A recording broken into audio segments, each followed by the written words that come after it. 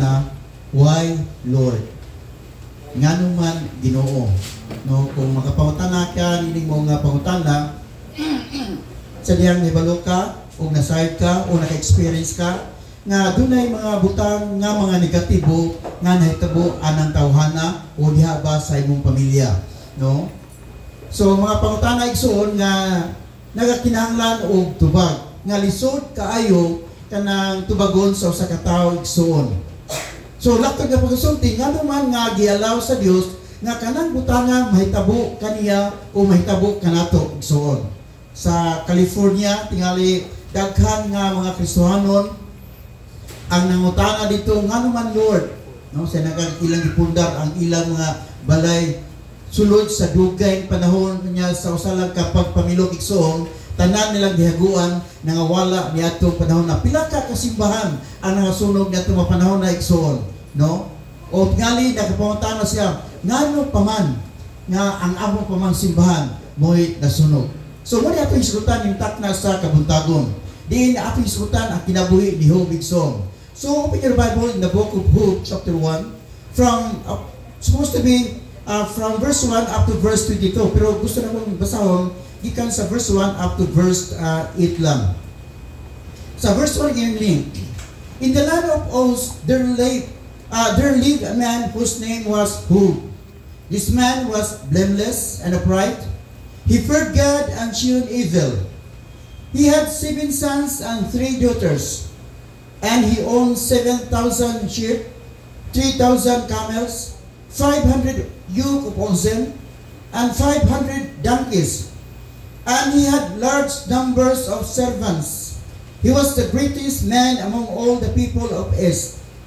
His sons used to hold feasts in their homes on their birthdays, and he would invite their 3 sisters to eat and drink with them.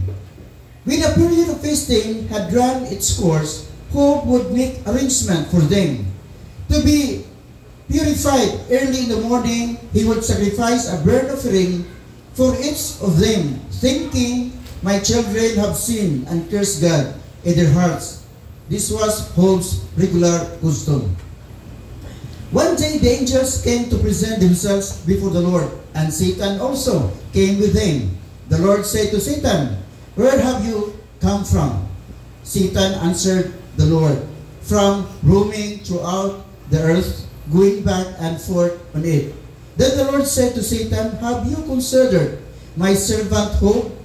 There's no one on earth like him. He is blameless, an upright man, a man who fears God and shuns evil. May the good Lord blessed the reading of word.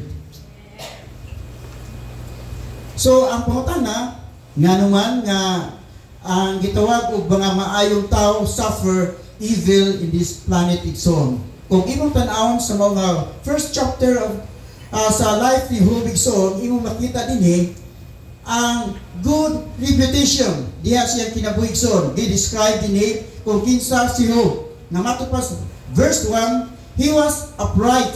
Matud pa sa Biblia, he was blameless, upright, God-fearing, and shunned evil. O dili lamang kana igsoon ang makita nimo diya sa kinabuhi ni Job. He was wealthy. Siya usa ka tawo adunahan.